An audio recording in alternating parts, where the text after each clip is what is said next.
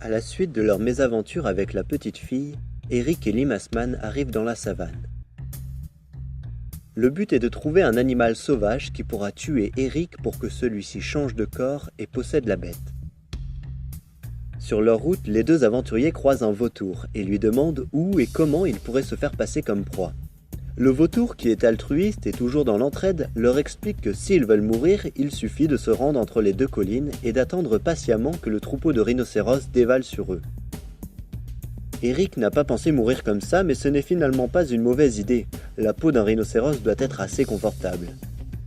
Limassman, quant à lui, est au début un peu sceptique, mais il finit par attester l'idée de se faire écraser par un troupeau de rhinocéros. Ils saluent alors tous deux le vautour et continuent leur route vers le vallon indiqué. Ils atteignent le lieu de passage des bêtes à cornes après une semaine de marche intensive. L'endroit semble paisible et sans danger, il ne reste plus qu'à attendre le troupeau de mammifères pour se faire écraser. Après avoir patienté plusieurs jours, ils entendent enfin un bruit qui fait trembler la terre. C'est bien un troupeau de rhinocéros, mais composé d'un unique rhinocéros. Ils s'arrêtent devant les créatures flasques. Limassman reste médusé, complètement désarçonné par la silhouette de l'animal. Eric, lui, essaie de le provoquer et de l'énerver.